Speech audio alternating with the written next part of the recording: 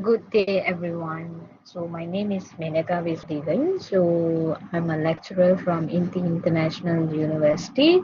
So, today I'm going to present a paper with the topic of the effects of empowerment on teachers' job commitment in secondary schools in Selangor. So, I'm going to look at the effects of the empowerment and teachers' job commitment altogether. All right. So, in terms of introduction part, so I found two authors were saying that the quality of education is ruined if teachers fail to perform well in the teaching profession. So, said by Tai Umar and Muhammad Sahari. Okay, and the second author was claiming that Switzerland and Loy and Hoy is claiming that empowerment is very, very significant in all sectors, but especially in educational sector is really, really important because the teachers is playing the main role in the school educational sectors. All right. So what I'm trying to say here is there is criteria the empowerment of teachers in terms of four assumptions, which is teachers' professionalism are increased. And then secondly is I'm going to touch on the two dimension, which is organizational and the classroom environment. All right. When we look at the third one is it shows that students' achievement with the use of ICTs learning altogether. So if the teacher really need to be master on that before they teaching ICT in their teaching and learning process. All right. And the last part is teachers needs to be effective on their empowerment altogether. All right. Teachers need to be empowered in terms of when not only they are teaching and they have to empower in their skills before when they're teaching a lesson to the students as well. All right. Okay, now I'm going to discuss on the literature review. So the literature review is divided into three parts, which is structural empowerment, psychological empowerment, and job commitment. All right. So what I'm trying to conclude in the structural empowerment is the opportunity is defined as a form that supports employees in their professional development. So it's really the power need to be structured and it's need to be reachable to all organization, especially in educational field.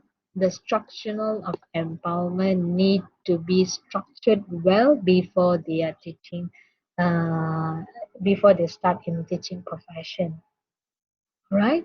And secondly, we are touching on psychological empowerment, which means encouraging teachers to believe that their work is committed to their ability to carry out their self-determinations. So saying by Bonyarit and Krompupat. Okay, and saying that teachers empowered and the self-belief, self-motivation have to be strong enough so that before they teach, it's not teaching a lesson by just teaching it. It's have to be touched on students' emotional level as well. So they need to know how to tackle on the different levels of the students, and the challenges are different as well. Okay, lastly, touching on the job commitment, whereby there is a three author was claiming that greater autonomy of work commitment is needed on the basis of the school context. So based on the school context, we can know that the job commitment of the teachers and how it is goes so far. All right. Okay. Now I'm going to touch on the methodology part and how I conducted my studies altogether. So this study was conducted in district of Selangor.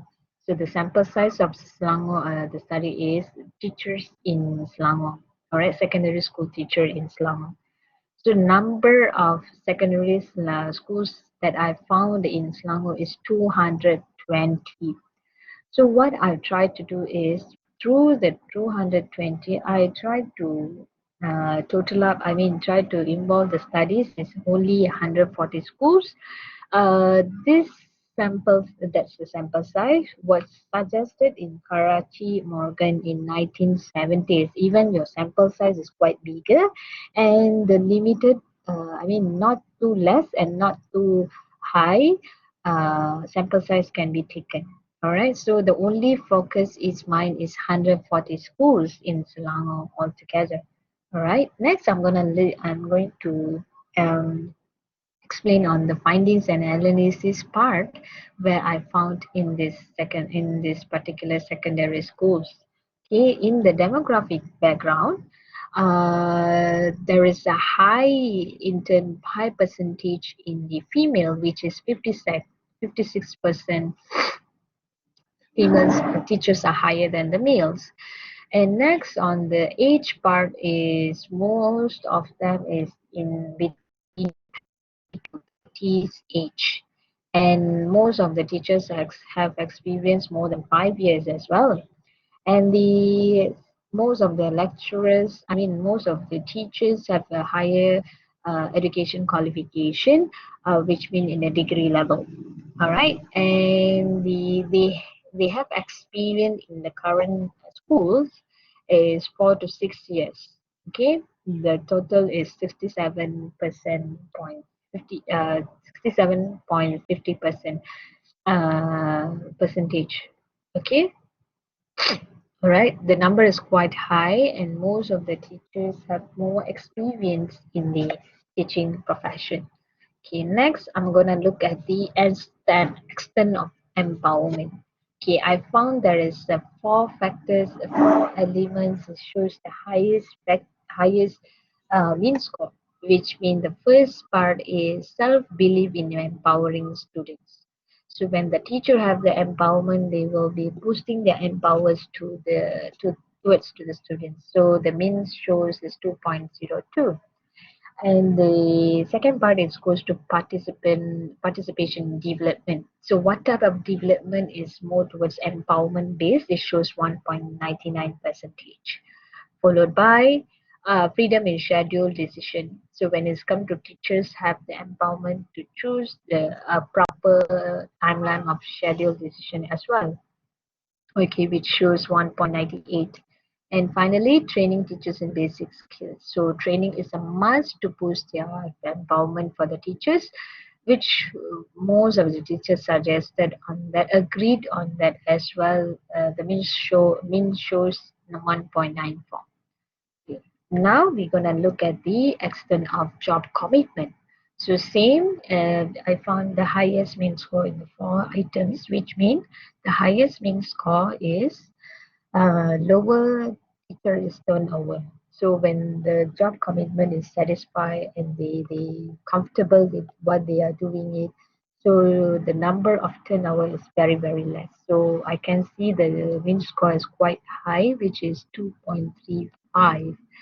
Right. Next, followed by the teacher's performance in a school. Okay, the performance is quite high, and that's where it shows the mean score is quite satisfied, which is 2.34 as well.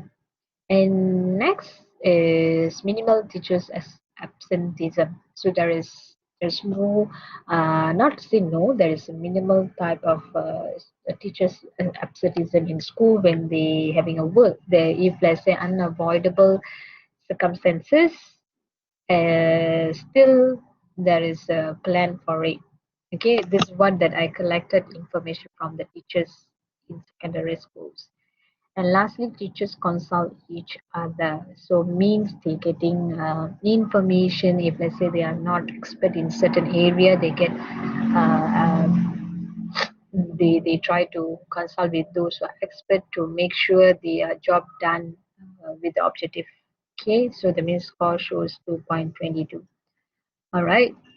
Next, finally, I'm going to show on the how these two, the extent of empowerment and the extent of job commitment is effects altogether.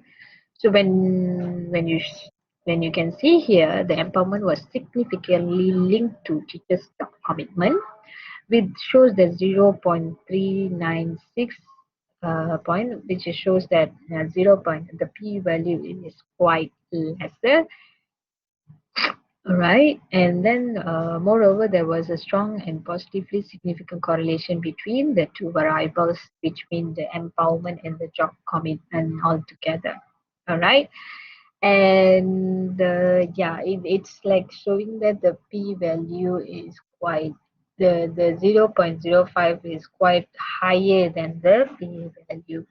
All right, lastly, to conclude on this part, based on the results, the creation of empowerment in school system contributes to the productivity of teachers. All right. As well, the study shows that teachers is a decision maker in school, as we know that. And the other part is the I've been showed the evidence shows great significant effects on the empowering and teachers' job commitment of secondary schools in Selangor. All right. Lastly, to conclude on this part is secondary schools in Selangor empower their teachers by encouraging them to pursue further education, by training them in pedagogically and organizing team building activities as well.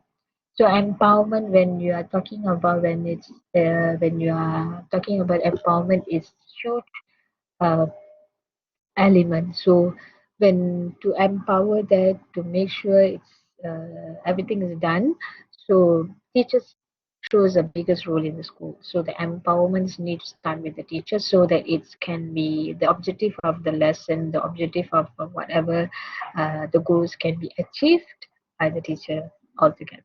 All right. So what I'm trying to say here at the end of my point of view, when I are trying to get information from the schools, most of the teachers are trained and most of the teachers are saying that and claiming themselves also they need to go through for certain trainings to build their skills, their knowledge, and the school allow them to pursue their studies not until degree level. They can pursue their studies until masters and PhD as well. All right, I think I'm done with my presentation. Thank you for listening and thank you for everything. Thank you so much.